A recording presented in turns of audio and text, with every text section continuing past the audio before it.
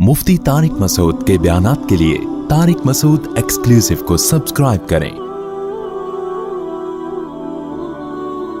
Tariq Masood exclusive.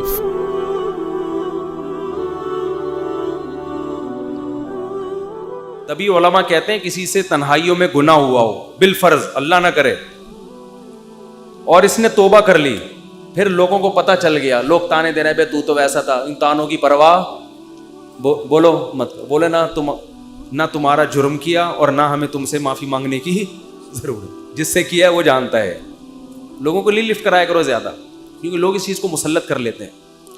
हमारे हजरत के पास एक बंदे का फोन आया लंदन से, कहता है यार मैंने गुनाह किया था, पकड़ा गया। कह रहे अब मैंने तौबा कर ली, रो रो के गिड़गड़ा के इतनी माफियां मांगी कि अल्लाह ने भी दिल में सुकून डाल दिया कि मैंने तुझे माफ कर दिया, कि लेकिन पब्लिक माफ करने के लिए तैयार नहीं। पब्लिक जब भी गुजर करे है ना वही, तो पब्लिक का दिल तो छोटा होता है ना, पब्लिक का दिल क्या होता है छोटा। तो ऐसी सूरत में पब्लिक को ज्यादा लिफ्ट नहीं कराए, बोले जाओ तुम्हारी ऐसी की तैसी, हम जाने अल्लाह जाने तू कौन होता है भाई मेरे को।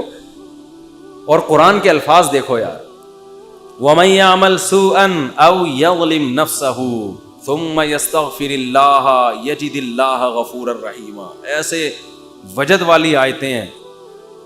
फरमाया जो भी गुनाह करेगा, अपनी जान पे जुल्म करेगा, जुल्म हो गया, गुनाह हो गया, शैतान ने बहका दिया उसको, गलत हो गया उससे, हुकूकुल इबाद से इसका ताल्लुक नहीं है, क्योंकि हुकूकुल इबाद में फिर उस बंदे से भी माफ़ी मांगना ज़रूरी। कुछ जराइम ऐसे हैं जो अल्लाह और बंदे के आपस के मामला।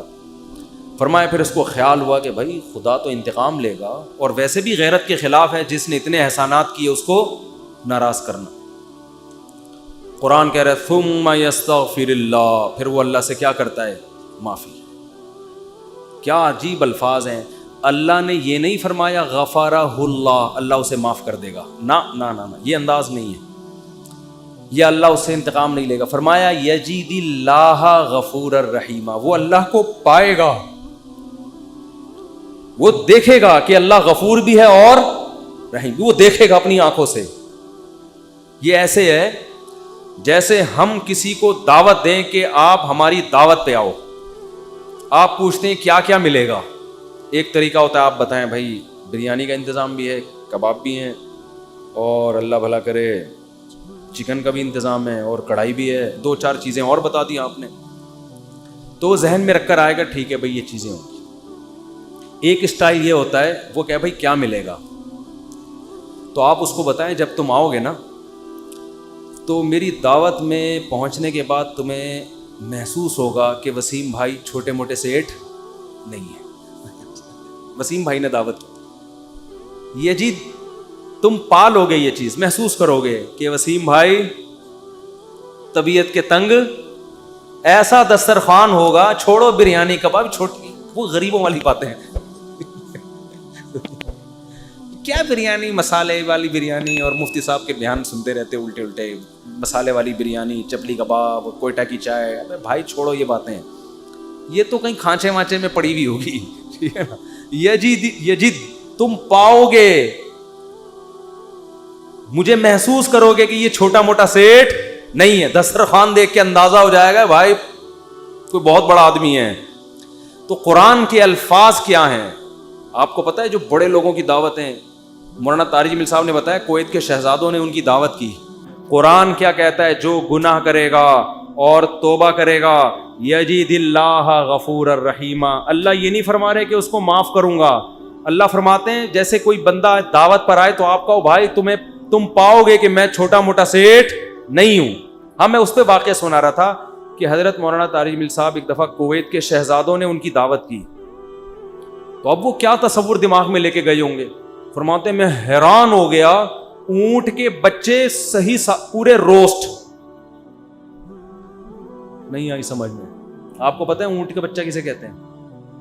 ऊंटनी के जो बच्चे होते हैं ना, वो ज़बा करके खाल उतार के कुओं में पूरे पूरे रोस्ट चावल भर के दस्तरखान पर रखे। बकरे रोस्ट तो सुने होंगे, ऊंट रोस्ट नहीं सुने होंगे। अब जो शहजादे हैं उनके लिए ये कोई इतनी बड़ी चीज़ नहीं है, उनकी ये बिरयानी है, ठीक है ना। उनकी भी क्या है, اب ان سے اگر مولانا طارق جبیل صاحب پوچھیں شہزادوں سے جی آپ کی دعوت ہے کیا کیا ملے گا, تو ان کو غصہ آئے گا نا, نہیں یار سمجھ میں یار. او بھائی ان کو غصہ آئے گا نا کہ یار ہم کویت کے شہزادے ہیں, ہماری کرنسی دیکھو, اور ہم یہاں کا تو غریب آدمی اتنا پرتکلف کھانا کھاتا ہے, اور تم شہزادوں سے پوچھ رہے ہو کھانے میں, آپ کو غم ہو رہا ہے کہ پتہ نہیں بریانی ملے گی کہ نہیں ملے گی, پتہ نہیں روٹی ہوگی کہ نہیں ہوگی. تو اگر وہ ان سے پوچھتے تو وہ جواب میں یہ تھوڑی کہتے کہ یہ بھی ہے یہ بھی ہے, وہ کہتے بھائی آ جاؤ پتہ چلے گا شہزادوں نے دعوت کی ہے. آ جاؤ گے تو پتہ کیا چلے گا, پتہ چل جائے گا کہ شہزادہ بھی کوئی نائجیریا کا نہیں ہے, کہاں کا, کویت کا, عرب شہزادہ ہے, اس کی دعوت ہے, آپ آئیں. اور ان کو پتہ چل گیا, انہوں نے بیان میں بھی بتا دیا. تو اللہ کا انداز یہی ہے, فرمایا تم سے کتنا بڑا جرم ہو جائے, کتنا بڑا جرم, یہاں تک کہ نبی نے فرمایا کہ اللہ فرماتے ہیں یا عبادی لو بلغت ذنوبک عنان السماء, تم نے گناہ کرتے کرتے کرتے کرتے زمین آسمان کے خلا کو بھر دیا, اتنے گناہ ہو گئے. ثم استغفرونی, پھر ایک دن تمہیں خیال آیا یار یہ غلط ہوا ہے, یہ نہیں ہونا چاہیے تھا, رب کو منانا چاہیے, بالآخر اس کا انجام برا ہے, گناہ کی سزا ملتی ہے. تو آپ نے ہاتھ اٹھا کے اللہ سے معافی, کسی اور کے در پہ نہیں گئے, کسی کی پرواہ بھی نہ کرو کون کیا کہہ رہا ہے, اللہ سے معافی مانگی.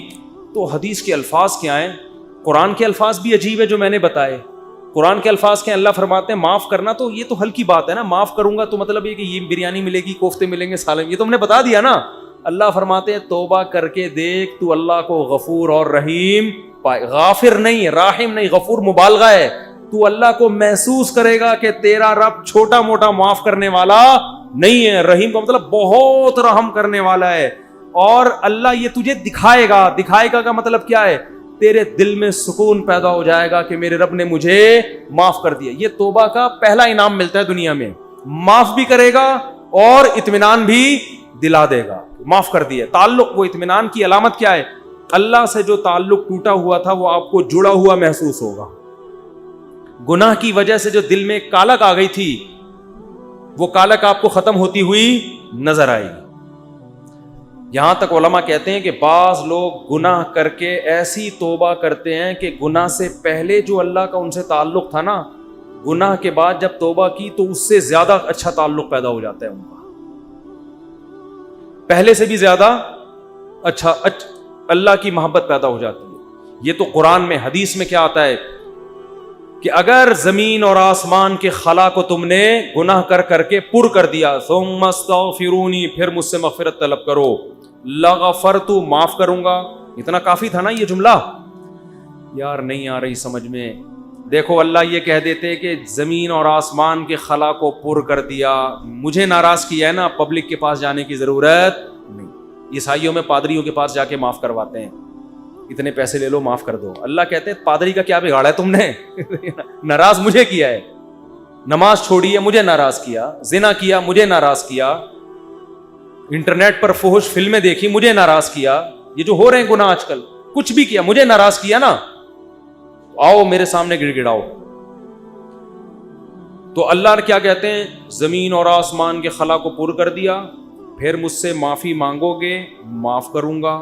کافی ہے نا, بس کر دیا معاف. آگے اللہ ایک اور جملہ بناتے ہیں, لا ابالی, کسی کی پرواہ. بولو اردو میں لفظ سمجھتے ہو, بڑا لا ابالی قسم کا آدمی ہے. سنا یہ لفظ, ہاں بولنے میں کچھ ٹیکس لگتا ہے. لا ابالی کہتے ہیں نا, یہ عربی کے لفظ سے آیا لا ابالی. لا کا مطلب نہیں, ابالی کا مطلب پرواہ نہیں کرتا میں کسی کی. جیسے جو آدمی کسی کی پرواہ نہیں کرے, بڑا لا ابالی سا آدمی ہے. تو اللہ کیا کہتے ہیں, لا ابالی, معاف کروں گا کسی کی پرواہ نہیں. کیا مطلب, یہ جملہ لگانے کی کیا ضرورت تھی؟ جملہ اس لیے لگایا جا رہا ہے کہ بہت سے نیک لوگوں کو اعتراض ہو سکتا ہے, اے اللہ اتنے سارے گناہ سیکنڈوں میں معاف, یہ بات ہماری کھوپڑی میں بولو نہیں, کچھ تو تھوڑی سی ہوتی. جیسے ایک بیٹا نافرمان ہو, 20 سال باپ کو ستاتا رہے, اب باپ کو زندگی بھر ستایا اس کو, باپ نے کہا ایسی کی تیسی ہے, دیکھتا ہوں میں جائیداد سے آگ کر دوں گا, میں یہ کر دوں گا. باپ بوڑھا ہو گیا, مرنے لگا ہے بھائی, اب جائیداد کی تقسیم کا وقت آ رہا ہے, اور اب یہ گیا, اس کو پتا ہے کہ اب تو سارا معاملہ خراب, زندگی بھر ستاتا رہا. آخر میں آ کے ابا سے کہتے ہیں ابا I am very very sorry. ابا کہتے ہیں چل جا معاف کیا.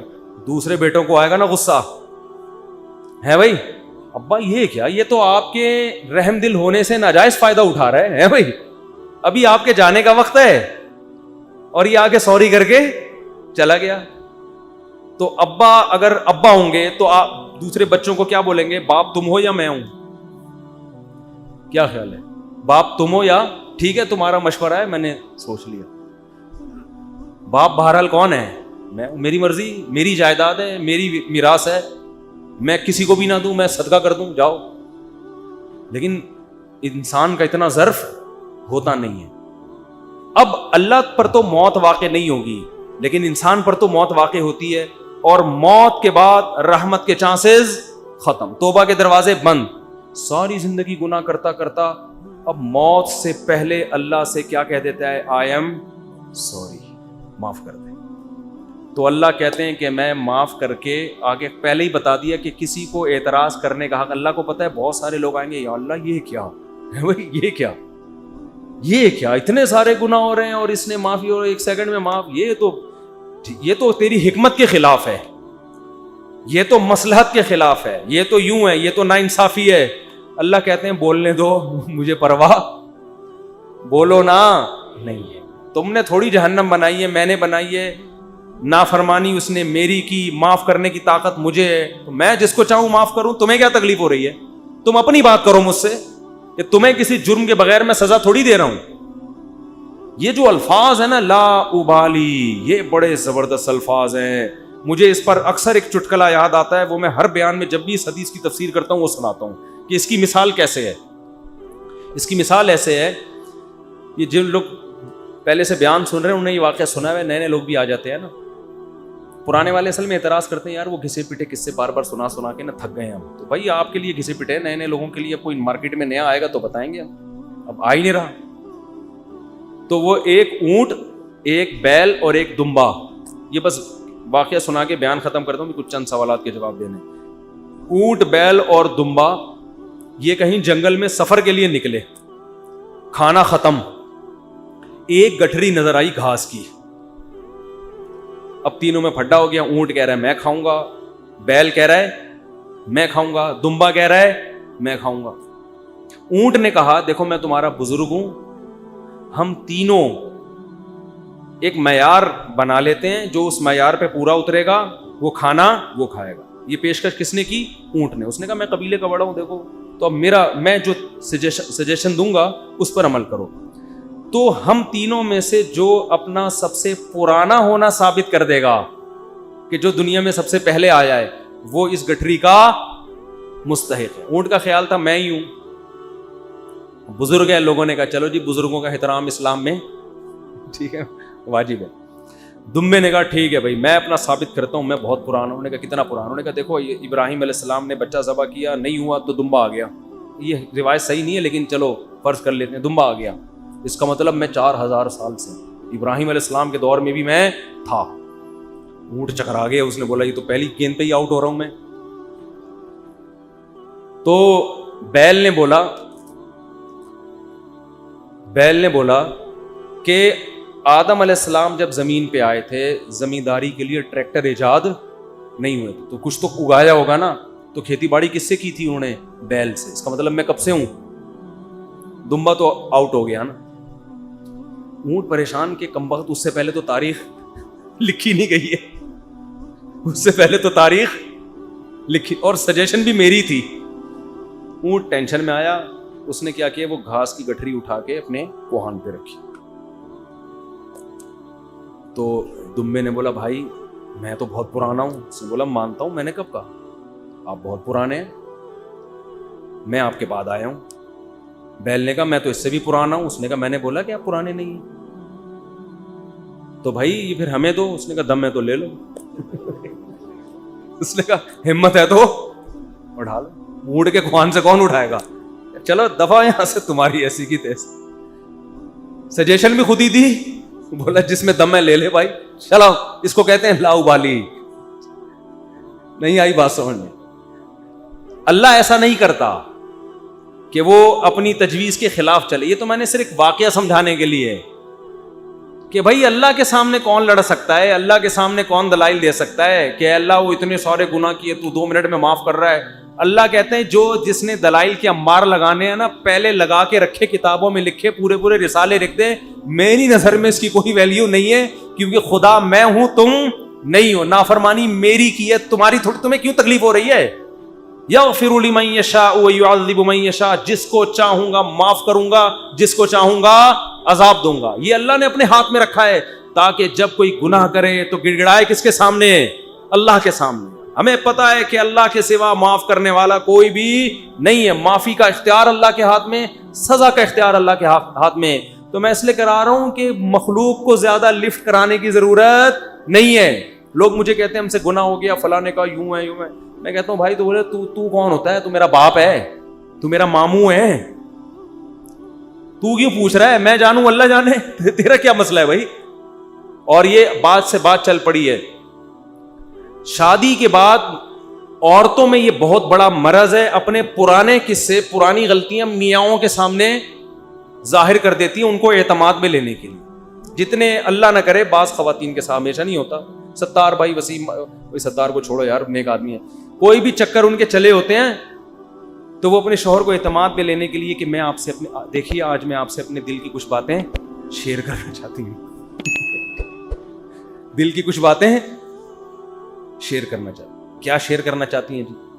دیکھیے اب ہم دونوں ایک دوسرے کے شریک حیات ہیں, میں نہیں چاہتی کچھ آپ سے چھپا رہے. آپ سے پہلے میری ایک جگہ اور بھی شادی ہو چکی ہے, چھپ کے ہوا تھا نکاح, یہ ہو رہا ہے, پھر وہاں بھی ہوئی تھی, یہ بھی ہوا, پھر اس سے چکر چلا, لیکن میں نے توبہ کر لی تھی. اور تم اس کو کیوں بتا رہی ہو؟ تم تو چھوڑو, وہ انسان ہے بھائی, وہ اس کے دل میں بدگمانی ایک بال آ گیا, قیامت تک وہ بال نہیں نکلے گا. چھوڑو تمہارا ماضی کیا گزرا, اس کو بولو بھائی میں بہت نیک گھرانے میں پیدا ہوئی ہوں, بہت نیک ہوں, اسی طرح قبول ہو, ٹھیک ہے. نہیں تو میاں تفتیش کر رہے ہوتے ہیں گھس گھس کے, موبائل میں تفتیش کر رہے ہوتے ہیں گھس گھس کے. تو یہ کس نے اجازت دی آپ کو تفتیش کرنے کی بھائی؟ اسی طرح عورت شوہر سے بھی نہ پوچھے, پرانے, وہ بھی مکھنچو بیٹھ کے اپنے پرانے قصے سنا رہا ہوتا ہے, اس کو بھی اعتماد کیا ہو جاتا ہے. جو اللہ نے جس گناہ پہ پردہ ڈالا, آپ خود اگر اس کو ظاہر کر رہے ہو تو آپ سے بڑا بے وقوف دنیا میں کوئی بھی نہیں. ایک عورت نے مجھے بتایا کہ میرے شوہر کو مجھ پہ شک ہوا, اس نے ماضی شادی سے پہلے, دیکھو شادی کے بعد کی بات ہے, شادی سے پہلے کیا ہوتا رہا چھوڑو اس کو, ٹٹولا بالآخر میں نے اگل دیا جی میرا کسی سے غلط تعلق تھا, میں نے توبہ کر لی. کہہ رہے جب بھی پھڈا ہوتا ہے کہتے تم ہو تو وہی نا. میں نے کہا غلطی آپ کی ہے, کیوں بتا رہی ہو بھائی؟ وہ 100 دفعہ بھی پوچھ رہے ہیں آپ کیوں بتا رہے ہو, کیوں بتا رہے ہو آپ اس کو؟ تو ہمارا تعلق کس سے ہونا چاہیے؟ ہم اللہ کے بندے ہیں, جرم اللہ کا, تو توبہ بھی کس سے؟ اللہ کی. اور ایک اور بات سے بات نکلتی ہے, بعض خواتین کے ساتھ کوئی ایسا واقعہ ہو چکا ہوتا ہے کہ وہ کنواری نہیں رہتی, بعض دفعہ کوئی مسئلہ ہوتا ہے ان کے ساتھ, یا بعض دفعہ کوئی برائی ہو چکی ہوتی ہے جس سے وہ توبہ کر چکی ہوتی ہیں, وہ شادی کرتے ہوئے ڈر رہی ہوتی ہیں. تو وہ ڈر رہی ہوتی ہیں کہ شوہر کو پتہ چلے گا, وہ کہے گا یہ تو کنواری نہیں ہے.